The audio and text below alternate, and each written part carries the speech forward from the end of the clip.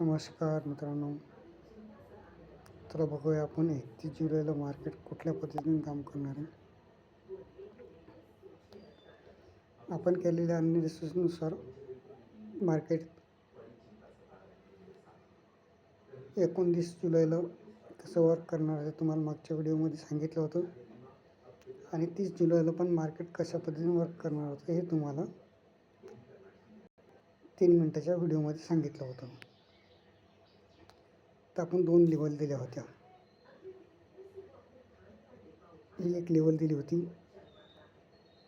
24,759ची. जर इथं मार्केट आलं तर कॉलिंग साईडला जायचं. ही पहिली लेवल दिली होती आणि दुसरी लेवल दिली होती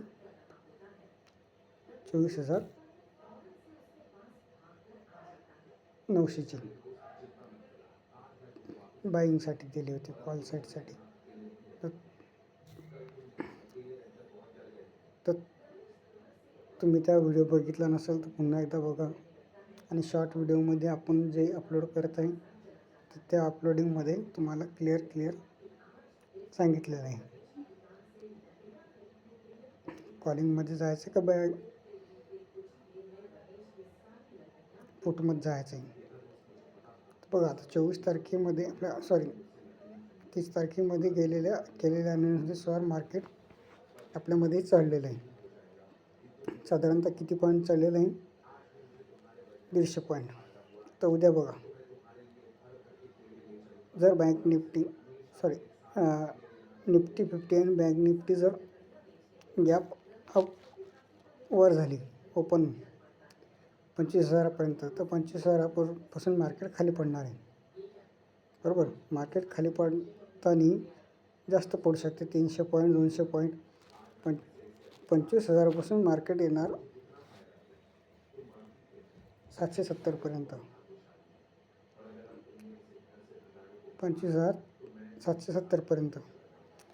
तर आपण कशा पद्धतीनं बघणार आहोत की मार्केट कसं खाली येणार आहे.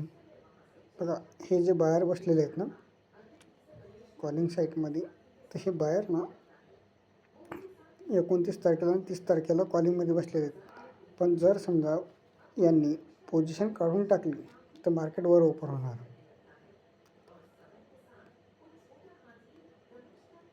$25,000पर्यंत साधारणतः. याने पोझिशन काढून टाकल्यानंतर मग काय होणार आहे? निफ्टी 50 खाली पडणार आहे.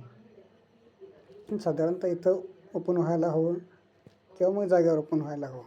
जागेवर जर ओपन झालं 24,900पर्यंत, 900पासून साधारणतः 24,950पर्यंत मार्केट जाणार आणि पुन्हा खाली येणार. जर सर गॅप डाऊन ओपनिंग झालं 24,080 किंवा 24,780 किंवा 24,700, तर मार्केट बघा एक कॉलिंग साईडला जाऊ शकतं. जर गॅप डाऊन ओपनिंग झालं तर कॉलिंगसाठी आणि गॅप अप ओपन झालं तर पुटसाठी. तर तुम्ही कसा ट्रेड घेणार नक्की कळवा. आपण दिलेल्या लेवलनुसार ॲनालिसिस करा आणि लाईक करा. थँक्यू.